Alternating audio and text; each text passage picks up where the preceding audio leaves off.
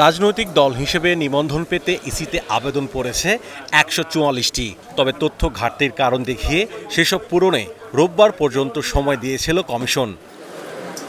শেষ দিন সেই শর্ত পূরণের নথিপত্র জমা দিয়েছে জুলাই আন্দোলনের তরুণদের দল এনসিপি। এদিকে নিবন্ধন আবেদনে তারা শাপলা প্রতীক চাইলেও বিধিমালায় সেটি রাখেনি ইসি। এইসব ইস্যুতে প্রধান নির্বাচন কমিশনারের সঙ্গে বৈঠক করেন এনসিপির মুখ্য সমন্বয়ক নাসিরউদ্দিন পাটোয়ারি, মুখ্য সংগঠক হাসনাত আবদুল্লাহ সহ ৪ সদস্যের প্রতিনিধি দল।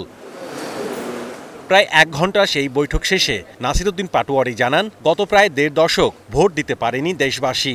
এখন সে সুযোগ তৈরি হলেও গণতান্ত্রিক প্রক্রিয়ায় বাধা সৃষ্টি করতে চাইছে নির্বাচন কমিশন।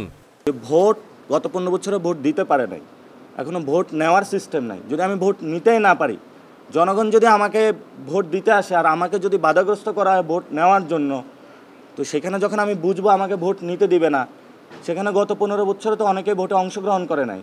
যদি আমাকে ভোট না দিতে দেয় তাহলে আমি কেন অংশগ্রহণ করব? কিন্তু এই প্রক্রিয়াটা এখনো এন্ডিং প্রসেসে আসে নাই।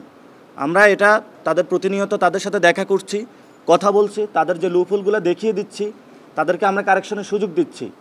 এটা আমরা অতীত বিভিন্ন জায়গায় যখন আন্দোলন করেছিলাম তখন আমরা সুযোগ দিয়েছিলাম যে আপনারা কারেকশন হন, আপনারা গুলি করবেন না। ইলেকশন কমিশন যদি সামরিক উর্দি পড়ে, দলীয় উর্দি পড়ে তার মেরুদণ্ড বিকিয়ে দিতে চায় এবং ভোট না দিতে চায়, তাহলে আমরা ফাইনালি হয়তো এই সিদ্ধান্তে যেতে আমরা বাধ্য হব। কিন্তু আমরা তাদেরকে এখনও সুযোগ দিচ্ছি।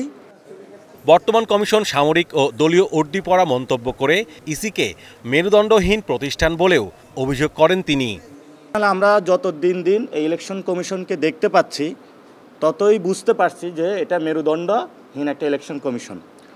৩ নম্বর জিনিস, একটা ইলেকশন কমিশন যে গণতান্ত্রিক প্রক্রিয়া বাংলাদেশকে নিয়ে যাওয়ার জন্য প্রতিষ্ঠান, কিন্তু আমরা এটাকে যতটুকু এখন পর্যবেক্ষণ করছি আরও ডে বাই ডে, সেটাতে আমরা দেখতে পাচ্ছি এটার অধিকাংশ অঙ্গ জুড়ে হলো সামরিক উর্দি পরা পোশাকে, এবং বাকি যতটুকু তারা আছে সেটা আবার এই দলীয় পোশাকে আবৃত।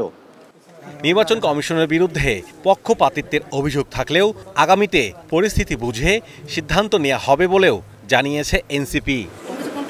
Mahmudul Hasan, star news, Dhaka.